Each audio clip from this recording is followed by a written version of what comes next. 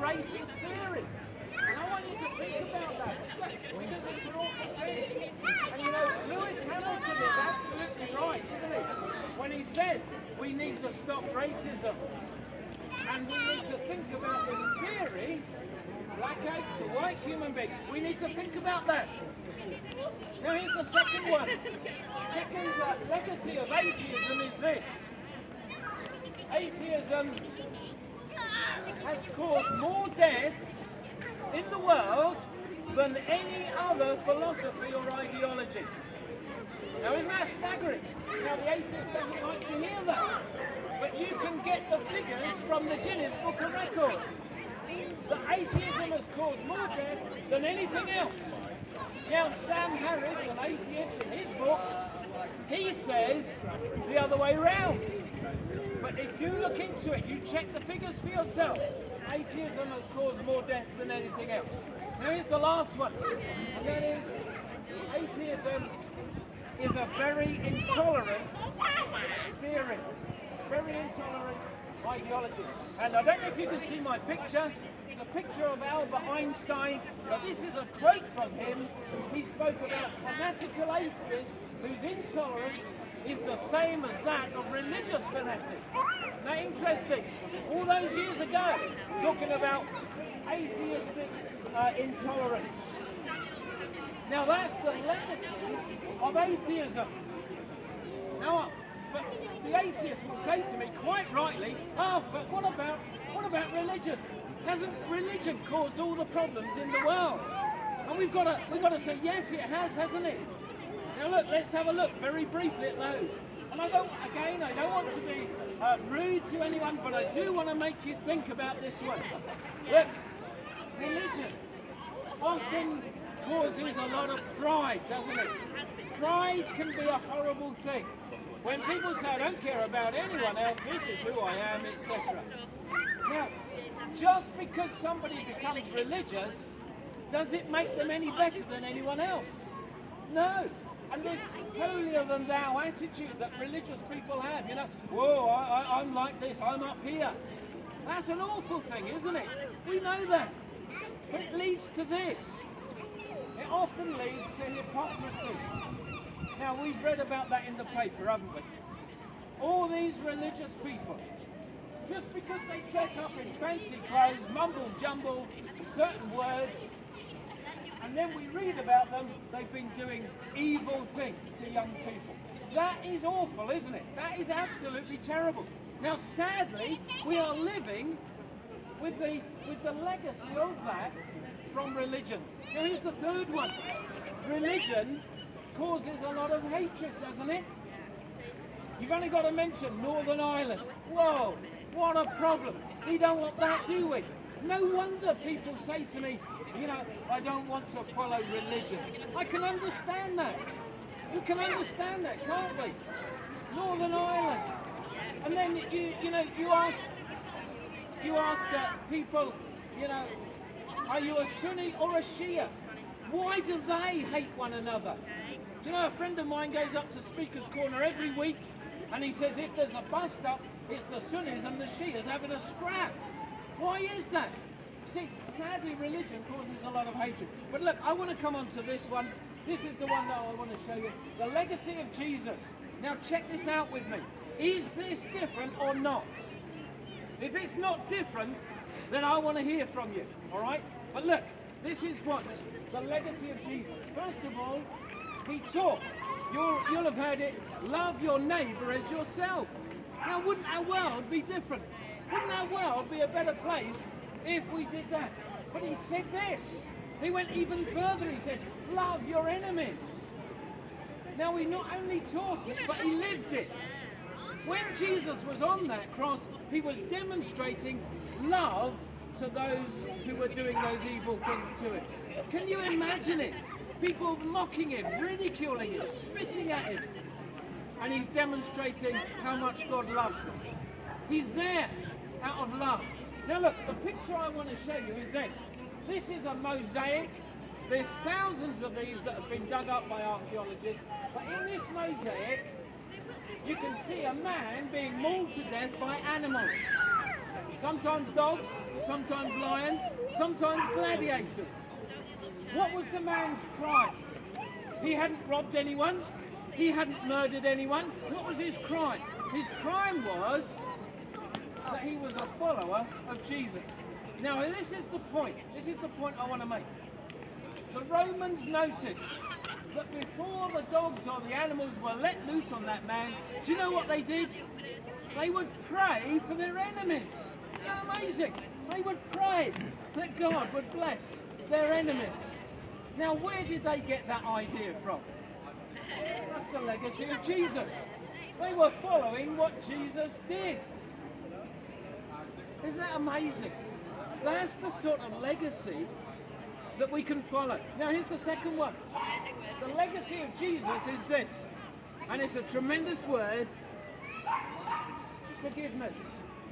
When Jesus was on that cross, that first Easter, that was his prayer. Father, forgive them. Our world was doing the worst it could possibly do to him. It was demonstrating hatred towards him. And what's he doing? He's saying, Father, forgive them. Now, Jesus went to that cross that first Easter time so that people like you and me could be forgiven. Now, isn't that amazing? With the conscience that I have, with all the wrong that I've done, and Jesus knows every single wrong thing I've ever said, even every wrong thing I've ever thought that nobody else knows about. And Jesus is praying, Father, forgive them. I need forgiveness. And if you're like me, and you have a conscience about the wrong that you've done, and you know, like me, that you're not the person you ought to be, then this is what you need: forgiveness. The ability to find forgiveness from God and to know forgiveness in my own experience. That's a wonderful thing. Now that is what Easter is all about. Jesus providing forgiveness for us. Now it cost him his life. You'll know that. That's why we celebrate Easter every year all over the world. Because that man loved me so much. He was willing to suffer and die in my place, that I could be forgiven with all the wrong that I have done. Now the last one is this, that I'm going to mention. What is the legacy of Jesus? The last one I want to mention is this. It's a legacy of hope. A legacy of hope. Today is Good Friday, and it all seemed to go wrong. And that man executed, dealt with so badly. And yet, Easter Sunday, this is the point, Easter Sunday morning, what was that? They went down to that grave, and the grave is empty. The grave clothes are left intact. What's that all about? And then hundreds, literally hundreds of people saw Jesus alive again. And they ate with him. Spirit doesn't go to McDonald's for a meal, does it? But they ate with him, they talked with him, they walked with him. Jesus came out of that grave, he pronounced, I am alive forevermore. And that gives hope. And doesn't our world need hope? We all need hope. I need hope. And Jesus coming out of that grave, he shows to us that there is life beyond the grave and that there is hope beyond the grave. Do you know, I know a lady, before her last operation, to have a tumour removed from her spine, and the doctor came to her and he said, I have to tell you, before you sign that I can do the operation, I have to tell you this, that there's an 80% chance you're not even going to make it through the operation. 80% chance you're going to die on the operating table. And I have to let you know that. There's a very lovely young doctor. She put her hand on his arm. She said, it's all right, doctor. You don't have to worry about me. I know where I'm going. It's going to be okay. Jesus died on the cross for me, and I put my trust in him. I know where I'm going. Now look, when you can face death in that way, when you can look death in the face and say, it's okay, I know where I'm going, that is a faith worth having. That is hope. That is a hope that goes with you through the whole of life, ups and downs of life. Now life can be pretty messy, can't it? Life can be tough. But there's a hope that Jesus is with us in that situation, and he will be with us even at the end of the journey, and we can know an eternal living hope through the resurrection of Jesus Christ. Now those are tremendous things. Now I want to ask you two questions as I finish. Two personal questions I want you to think about with me. Number one is this. Which legacy would you rather follow? Which one would you rather follow? A legacy like this, or a legacy like this? I know which one I want to follow. And I know that Jesus Christ has changed my life in a wonderful, dramatic way. The second question I want to leave you is this. Is what sort of a legacy are you leaving behind? What sort of a legacy are you leaving behind? Is it one that looks like this? Is it one that's tainted by these things? And I know what you're thinking. I know you're saying, oh, but I'm not like that, mate. So what is shaping your identity? What is shaping your thoughts and your beliefs so that it affects the legacy that you leave behind? There are people that love you, I am sure. People that you love. People that you know, that you're connected with. What sort of a legacy are you leaving with them? Is it one like this? Or are you leaving a legacy like this? Or are you leaving a legacy like this? A man who loved me and gave himself for me. So I want to love people. I want to demonstrate the forgiveness of God to other people as much as I can, because he's forgiven me. Do you know, it's an amazing thing. When you know that God has forgiven you of everything you've ever done, everything you've ever said, everything you've ever thought, when you know God has forgiven you like that, do you know, you can forgive people that you could never forgive before. There's a love and a forgiveness that you can forgive others, and a hope that goes with you through life. Now I'm going to finish, but could I offer you one of my little booklets to read? I love giving these away free. Reading this little booklet changed my life.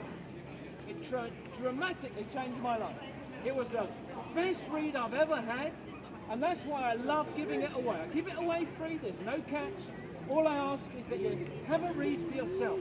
If you could find love, forgiveness and hope in your life like I have through reading this, I would love for you to take it. I really would.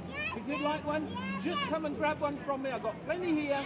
And if you want one, just come and take one. I'd love for you to take that. And if you've got any questions, thank you. Thank you for listening, sir. Thank you very much. Yeah, God bless you. If there's anyone else that would like one, yeah, thank you for listening. God bless you. Would you like one, both? Okay, all right. Thanks for listening.